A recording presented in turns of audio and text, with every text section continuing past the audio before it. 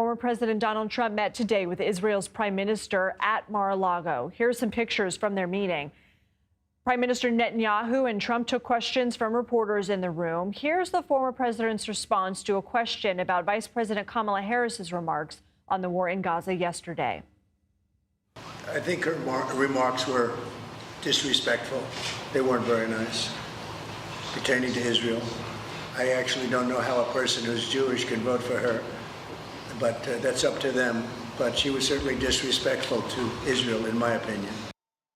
CBS News campaign reporter Katrina Kaufman has more from Palm Beach, Florida. So, Katrina, how are Trump and Netanyahu framing this visit? So, Lindsay, I was in the room for that brief press gaggle that they had, and both men seemed to be in very good spirits and frame their relationship as a positive one. Trump denied that there were ever bad relations between the two. He said that the relationship has always been good. And then in sort of a cute moment, he said that the secret to his relationship with Israel was Sarah, and hugged the woman next to him who was Netanyahu's wife. But they presented a front of solidarity, and Trump iterated that he feels he was the U.S. president who has been the best to Israel, and that will continue. Yeah, well, can you dive a little bit deeper into that? I mean, Trump said if he's not elected, quote, we're all going to end up with major wars in the Middle East. How could U.S.-Israel relations be affected if he were to win in November?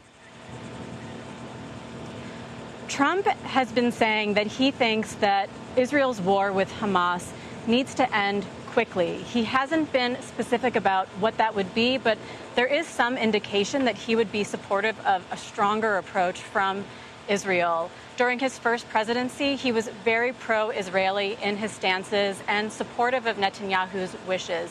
Even today, he recalled how he moved the U.S. embassy to Jerusalem, pulled out of the Iran deal, and helped to broker the Abraham Accords. So under Trump, I think that we will see a continuation of those policies and of that support. How typical or atypical is a meeting like this at Mar-a-Lago with another world leader coming to Florida to meet with a candidate? This is not a typical event. Trump has been having some meetings and talks with world leaders during his candidacy. He recently spoke with Zelensky on the phone. He met with Duda. But perhaps this is because Trump is a former president running for re-election. But clearly these world leaders see that he is doing well in the polls, and they want to reestablish ties with him early and have these policy talks in the lead up to the election. Trump is hitting the campaign trail this weekend. What's on the agenda? Tonight, Trump will be speaking at the Believers Summit. This is a conservative Christian religious gathering. Tomorrow, he's heading to Nashville, where he's going to be the keynote speaker at the Bitcoin convention. And then that evening, he will be holding a joint rally with J.D. Vance in Minnesota. Katrina Kaufman, thank you. Thank you, Lindsay.